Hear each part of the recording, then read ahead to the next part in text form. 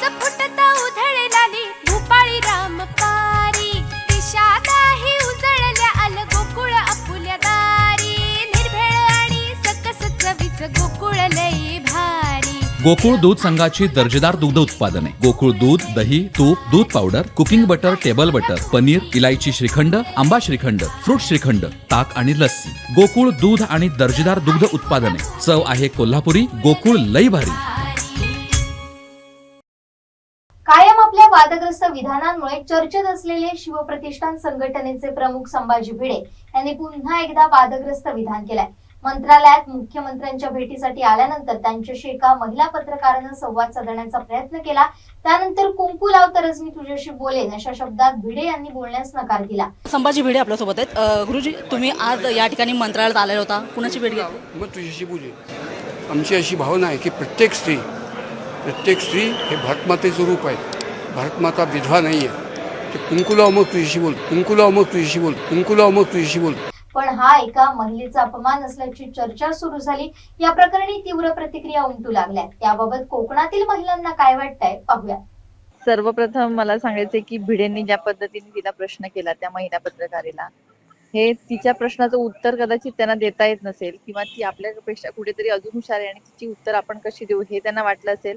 आणि दुसरं त्यांचं मनुवादी विचाराचे आहे ते म्हणजे स्त्रियांना कमी लेखणं, स्त्रियांना पुढे न जाऊन देणं, स्त्रियांनी प्रश्न विचारणं हे त्यांच्या बुद्धीलाच पटत नाही. आणि स्त्रियांना सतत कमी लेखणं हे विचार घेऊन ही माणसं जगात वावरतात, काम करतात. आम्ही त्यांचा सर्वात प्रथम धिक्कार करतो, आम्ही निषेध करतो. आणि स्त्री ही लहानपणापासून कुंकू लावत असते किंवा नाही लावू देत. तिचं लावणं नाही लावणं हे तिचं वैयक्तिक स्वातंत्र्य आहे. त्याच्यात तुम्ही कोणीही कुणाला सांगू शकत नाही की तू टिकलीच लाव, तू असे कपडे घाल, तू अशी वावर. हे चुकीचं आहे आणि त्याचा आम्ही निषेध करतो. आज भारत मातेबद्दल प्रत्येकाला आदर आहे आणि ती कशी असते प्रत्येकाच्या मनात एक वेगळं चित्र असतं भारत मातेबद्दल की ती अशीच असावी तशीच असावी हे असं ते पण म्हणू शकत नाही. भारत माता कशी असावी प्रत्येकाच्या हृदयामध्ये आहे, प्रत्येकाच्या मनामध्ये आहे आणि तिचा आदर हा प्रत्येक जण करत असतो. पण हे जे वक्तव्य त्यांनी केलं, ज्या पद्धतीने त्या स्त्री पत्रकाराचा अपमान केलाय, हा देशातल्या प्रत्येक स्त्रीचा अपमान त्यांनी केलेला आहे आणि त्याचा निषेध आम्ही इथे करतो. आदरणीय भिडे गुरुजींनी मांडलेल्या टिकलीबद्दलच्या विचाराबद्दल मला मुद्दाम म्हणून बोलायचंच आहे की हिंदू धर्मीयांसाठी बरोबर आहे ऍक्च्युली हा विषय.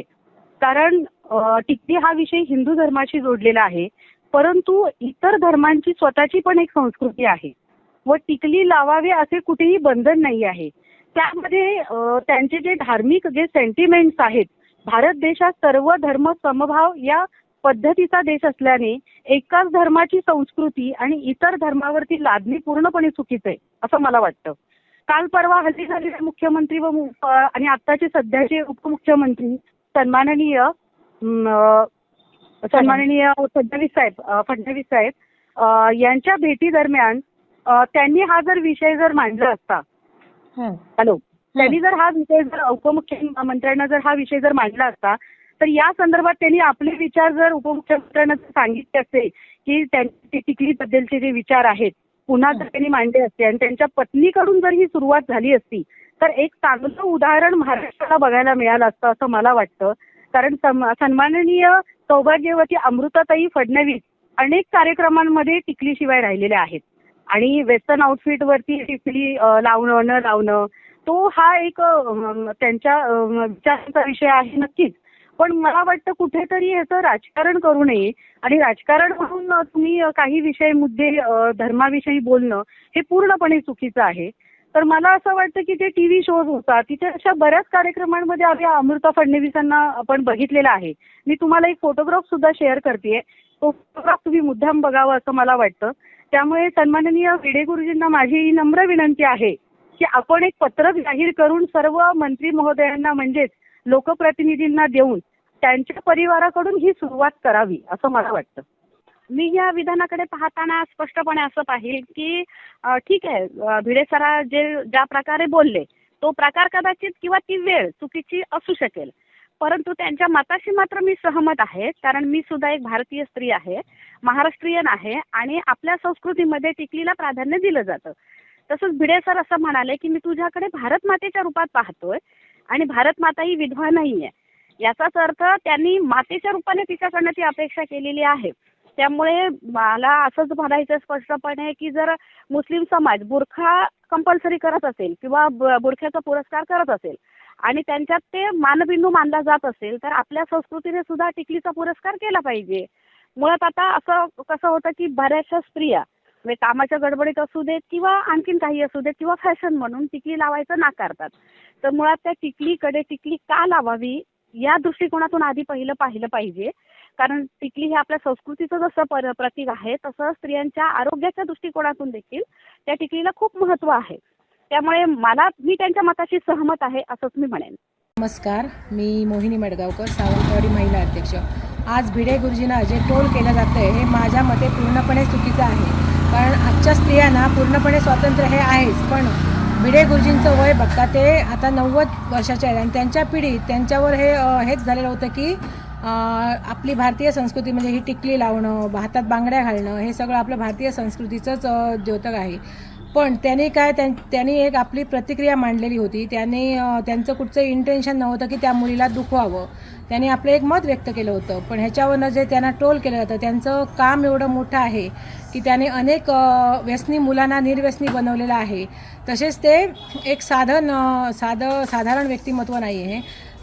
ते पण स्त्रियांचा मान सन्मान करतच आहेत. पण हे त्यांनी आता आपण आपल्या मोठ्यांचं कसं ऐकतो किंवा आपल्या आजी आजोबा सांगतात की तू कुंकू लाव किंवा बांगड्या घाल, आपण त्यांचा मान हा ठेवतोच ना. नंतर आपल्याला जे करायचं ते आपण करतो. आपण जीन्स घालतो तेव्हा टिकली का लावत नाही. एवढं तर स्त्रियांना आता स्वातंत्र्य आहे. 50% स्त्रियांना आता आरक्षण पण आहे आणि स्त्रियांवर आता अन्याय हा तसा होतच नाही आहे. कारण स्त्रिया पूर्णपणे स्वातंत्र्य झालेल्या आहेत. त्याच्यामुळे त्या भिडे गुरुजीने जे आपल्या वयाप्रमाणे त्याने आपलं एक जे मत व्यक्त केलं आहे त्याला एवढं ट्रोल करण्याची माझ्या मते तरी गरज नाही. भिडे गुरुजींनी जे वक्तव्य केलेलं आहे त्यावर माझं मत मांडण्यापूर्वी मी आधी सर्व व्ह्युअर्सना विनंती करते की कृपया त्यांनी जे वक्तव्य केलं आहे त्याला हिंदू धर्माचा, त्यातील संस्कृतींचा, रूढी परंपरांचा रंग चढवण्याचा प्रयत्न करू नका किंवा ते चुकीचं आहे असं मी म्हणेन.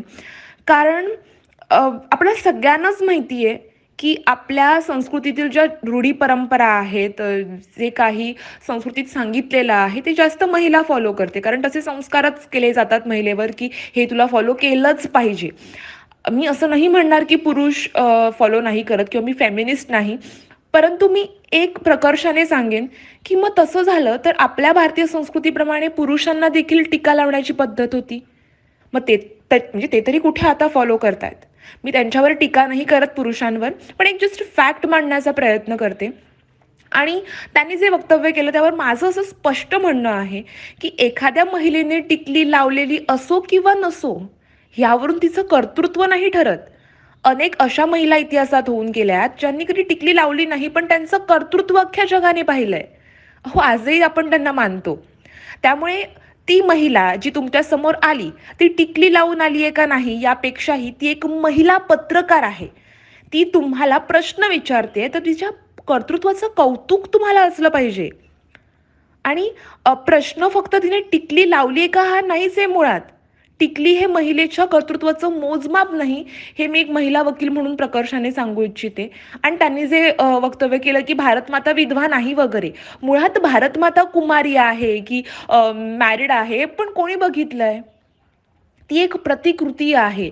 भारतमातेचं जे स्थान आहे आपल्या प्रत्येकाच्या मनातलं हे खूप खूप मौल्यवान आहे आणि आपण तिला वर्षानुवर्षे पिढ्या मानत आलेलो आहोत आणि मानत राहूच. आणि तुम्ही भारतमातेविषयी जर एवढं अभिमानाने बोलताय तर तुम्ही एका स्त्रीचा अपमान करताय हे का नाही तुमच्या लक्षात येत आहे? पर्सनली स्पीकिंग मी भिडे गुरुजींना खूप मानते, परंतु त्यांचं जे वक्तव्य आहे ते एक महिला म्हणून मला खूप चुकीचं वाटते. एक महिला असं नाही, मी अनेक माझे जे फ्रेंड्स आहेत त्यांचे देखील कमेंट्स ऐकले की ते पण आम्हाला म्हणजे आमच्या बाजूने बोलतायत की हां प्रत्येक वेळी टिकली लावणं it's not necessary.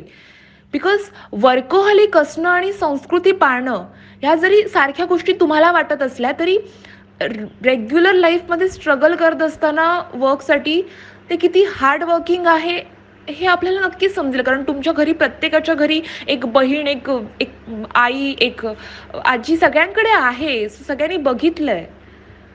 So I thought sari sari नेसणं किंवा टिकलीच लावली पाहिजे, हेच केलं पाहिजे, तेच केलं पाहिजे, हे महिलेच्या कर्तृत्वाचं मोजमाप नाही आहे. तिने जिकडे सिद्ध करायला हवं तिकडे प्रत्येक ठिकाणी महिलेने स्वतःला सिद्ध केलेलं आहे. त्यामुळे माझी एवढीच विनंती आहे की अशी काहीतरी वक्तव्य करून प्लीज तुम्ही भारत मातेचं, मला माहिती नाही किती तुम्ही तिला मान देता, पण भारत मातेला मान देत असताना तुम्ही एका स्त्रीचा अपमान करताय हे मात्र नक्की.